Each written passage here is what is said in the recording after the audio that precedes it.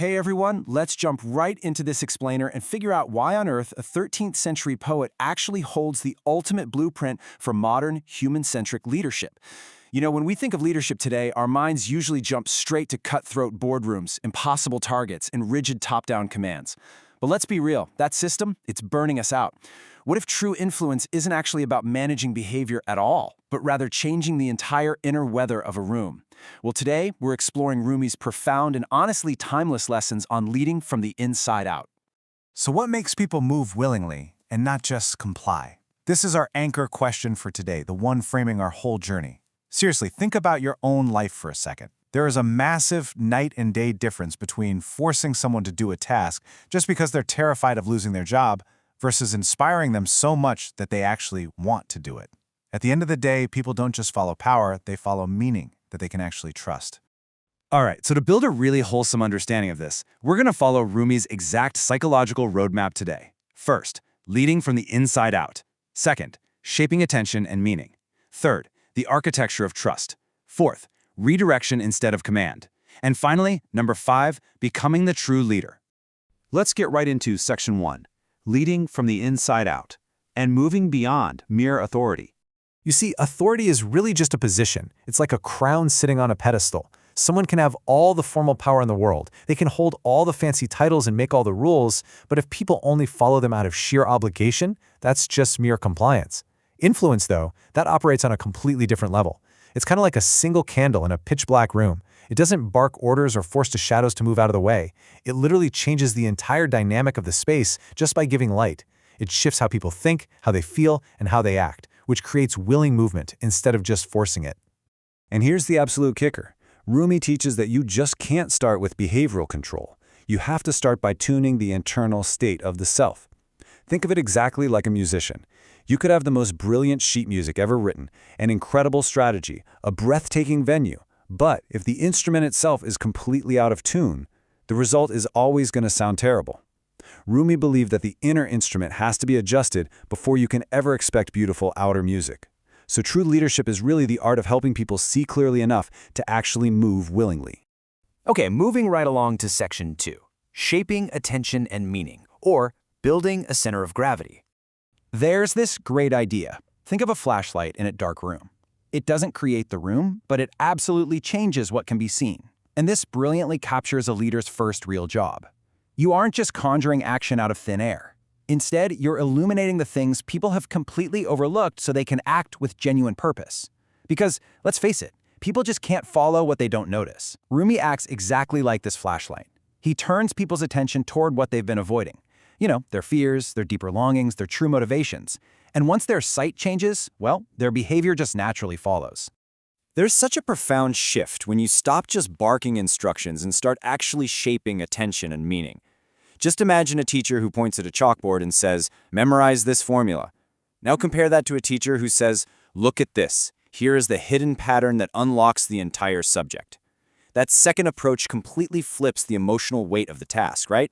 You aren't just issuing rigid commands anymore. You're giving them meaning. You're turning a burdened subordinate into a totally inspired participant. That brings us to section 3, the architecture of trust and how we carry weight across uncertainty. Rumi shows us that a real leader has to be like a solid bridge. Now, a bridge isn't impressive just because it looks pretty or has a shiny coat of paint. It's impressive because it can actually carry weight safely from one side of uncertainty right over to the other. Leaders who try way too hard to sound totally flawless or polished, they usually just end up creating distance. But when a leader sounds authentic, grounded, and actually speaks from inside the struggle with us, we naturally lower our defenses. We trust that their bridge can hold us. And trust isn't just some warm, fuzzy, vague feeling. For Rumi, it has a very exact emotional architecture built on 3 super specific pillars. First, people have to feel seen, meaning you actually understand their inner condition and their unique struggles. Second, they have to feel safe. They need to know for a fact they won't be humiliated or punished just for being vulnerable or for trying and failing. And third, they must feel directed. They have to know that this whole journey is actually heading toward a genuinely worthwhile destination. Now, if you drop even one of these pillars, the whole thing collapses and you lose true influence.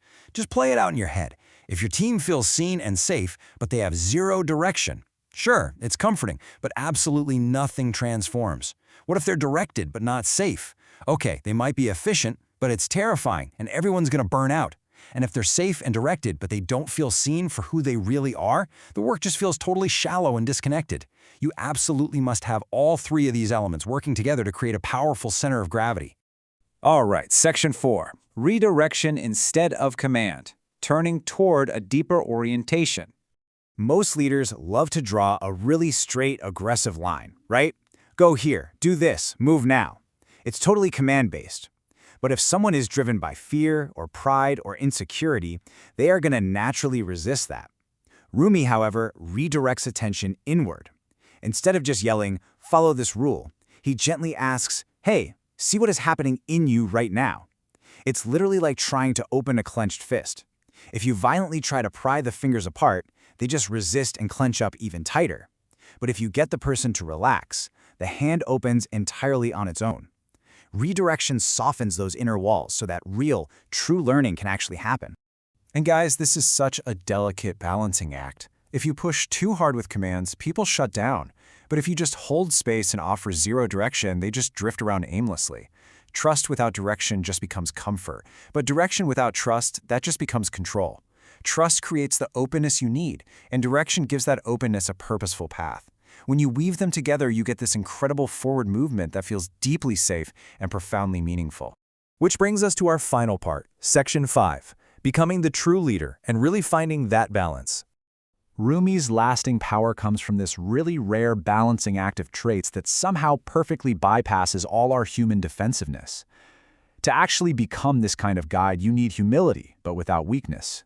You need clarity, but without harshness.